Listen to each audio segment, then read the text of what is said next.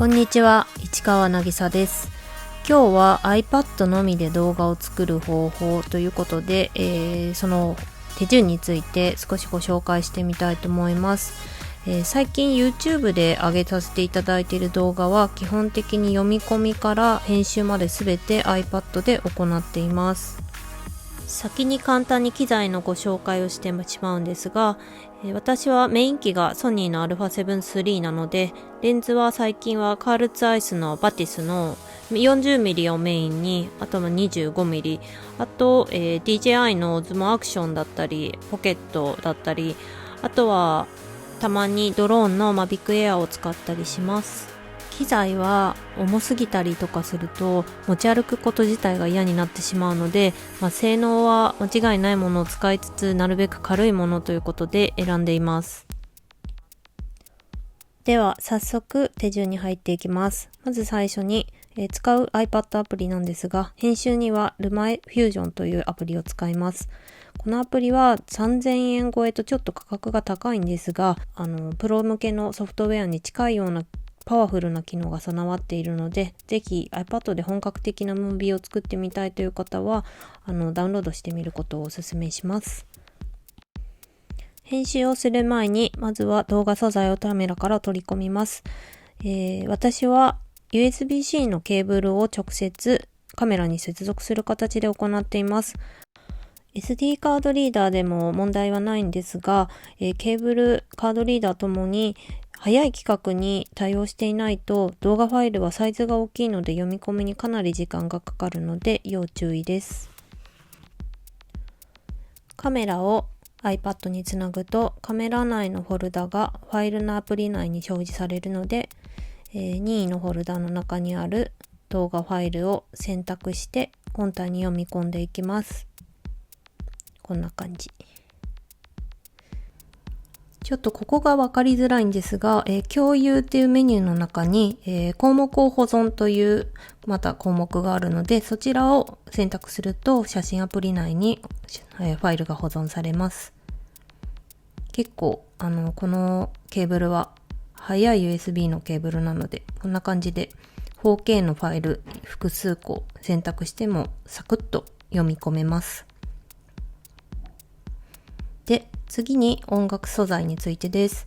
音楽素材に関しては私はアートリストというロイヤリティフリーの音楽サイトからダウンロードして使っています。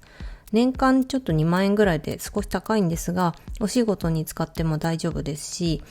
なかなか洒落た音楽がいろいろ揃ってるので、私は今のところこれで落ち着いてます。割引コードが確かあったと思うので下に貼っておくのでぜひ見てみてください。ダウンロードした音楽素材は、ドロップボックスなどのクラウドストレージに保存しておくと、後でルマフュージョン内で使うのが楽なのでおすすめします。私はドロップボックスを使っています。では、いよいよルマフュージョンの方で編集をしていきます。まずは、新規のプロジェクトを作ります。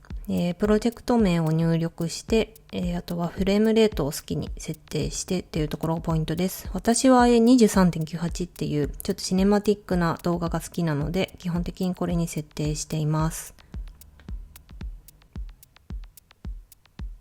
そして、さっきダウンロードした音楽をドロップボックスの方から読み込んでいきます。ソースのところにソースの追加と編集というメニューがあるので、そちらから、ドロップボックスにリンクをしておくと、簡単にリンクがすることができます。先ほどダウンロードした音楽ファイルをインポートしていきます。ドロップボックス、インポートしたフォルダを選択します。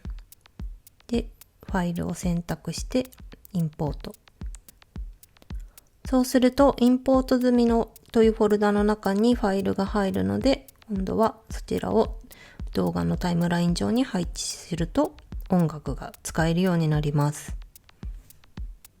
あとは、写真アプリの中から、取り込んでおいた動画とか写真をタイムラインに配置して、どんどんと動画を組み立てていきます。編集の個人的なコツとしては、一本の動画をあんまり長くしすぎないっていうのがポイントかなと思ってます。だいたい3秒とか、長くて5秒とか。一通り流れができたらタイトルを入れます。私はユーザータイトルとしてお気に入りのフォーマットをいくつか登録してあるので、その中から、合うものを選んで動画に合わせて文字情報を編集するという形でやっています。この場合は、タイトルのフォーマットですね。気に入っている手書き風のフォントを iPad に登録して作ったものです。あとは、そうですね、ロケーションを表示するようなこういったちょっと黒いバナーを貼って、見やすくしたようなものも用意してあります。で、ちょっと流れをチェックしたりしながら、あとは、動画の色味の加工の仕方なんですけども、これはちょっといろいろあまりにも奥が深くて一言じゃ言えないのですが、今回は簡単に、ラットファイルっていう色の設定のような、フィルターのようなものを私は作ってあって、それを一旦当てて、あとは、カラープリセットのオリジナルっていうものを選択すると、いろんなパラメータを写真を加工するようにいじることができるので、それを各カットごとに細かく設定して色味を調整しています。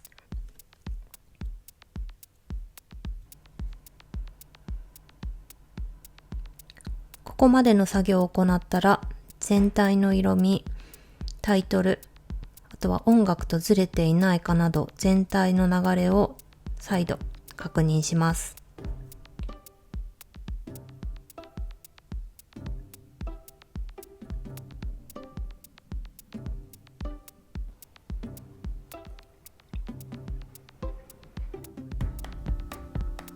大丈夫そうですかね。完成したら書き出していきます。右下の共有エクスポートメニューからムービー、写真を選択して、どういった形式で書き出すかという設定をします。私はだいたい HD 画質でいいかなと思っているので 1080p レゾリューションを選択して書き出します。この動画はそこそこ時間が長いのでちょっと書き出しに時間がかかると思います。5倍速でお届け。3分ですね、この動画は。書き出せたら写真アプリの方に保存がされていると思うので、一度確認してみてください。